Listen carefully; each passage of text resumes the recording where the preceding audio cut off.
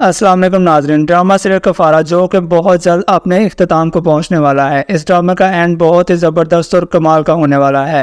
نمی کو اس کے کرنے کی ساری سزائیں مل چکی ہیں۔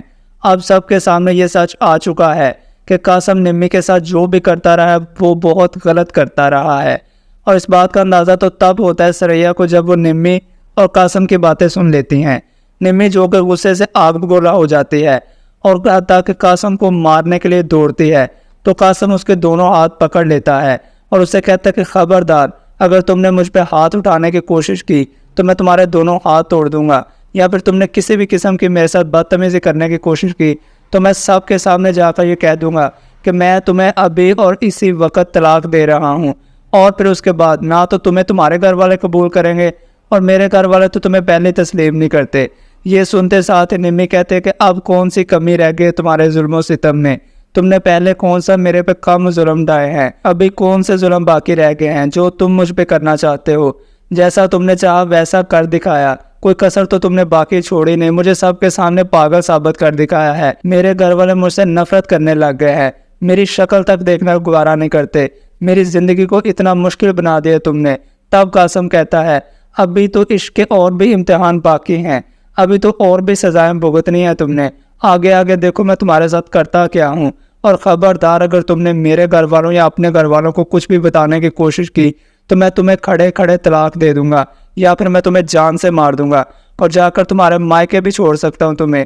یہ سنتے ساتھ نمی ایک بار پھر سے رونے لگتی ہے اور قاسم سے کہتے ہیں کہ پلیز قاسم مجھے معاف کر دو، مجھے آزاد کر دو، میری تکلیفوں میں تھوڑی تو کمی کر دو کہ میں زندگی جینے کے قابل تو رہوں۔ جس پر قاسم کہتا ہے کہ میں تو چاہتا ہی یہی ہوں کہ تم مر جاؤ تاکہ تمہارے جیسی لڑکی سے میری بھی جان چھوٹے اور ہمیشہ ہمیشہ کے لیے تم سے چھٹکارا مل جائے مجھے۔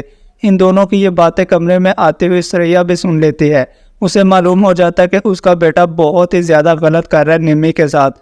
وہ نمی کی بے بسی اور اچھی طرح سے محسوس کر رہی تھی۔ وہ یہ جان چکی ہے کہ نمی کس طرح مجبور اور بے بس ہو کر قاسم کے ساتھ زندگی گزار رہی ہے، کیونکہ نمی کے گھر والے بھی اسے اپنے ساتھ رکھنا پسند نہیں کرتے۔ جس پر ثریا قاسم سے کہتی ہے کہ تم اس کے ساتھ ایسا کیوں کر رہے ہو، یہ تمہاری بیوی ہے۔ تب قاسم اپنی ماں سے کہتا ہے کہ میں ایسا ہی کروں گا، یہ یہی رویہ ڈیزرو کرتے ہیں، اس نے میری زندگی برباد کر دی، اس نے مجھ سے میری ساری خوشیاں چھین لی، اس نے مجھے اور ستارہ کو الگ کر دیا، اس نے ستارہ پر اتنے زیادہ ظلم کیے، اس کو سزا تو ملنی ہی چاہیے تھی۔ یہ سننے کے بعد ثریا کہتی ہے کہ تم کون ہوتے ہو کسی کو سزا دینے والے؟ یہ اختیار تم کو کس نے دیا ہے کہ تم کسی کی سزا کا فیصلہ کرو؟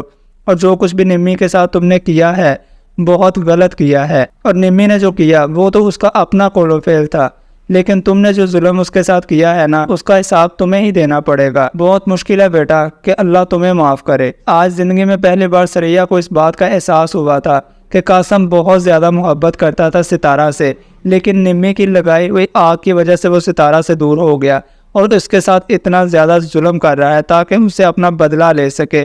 ثریا اپنے بیٹے کے سامنے ہاتھ جوڑ دیتی ہے اور کہتی ہے کہ اس کی سزا میں کمی کر دو، اسے معاف کر دو، بخش دو اسے، اللہ تعالیٰ بخشنے والے کو پسند کرتا ہے۔ بیٹا آئندہ کے بعد تم مجھ سے وعدہ کرو کہ نمی کے ساتھ اس طرح کا رویہ نہیں رکھو گے، جو ہوا اسے بھول جاؤ، اس لیے کہ اللہ تعالیٰ ہم دونوں پہ رحم کرے اور ہمارے گناہ بھی بخش دے۔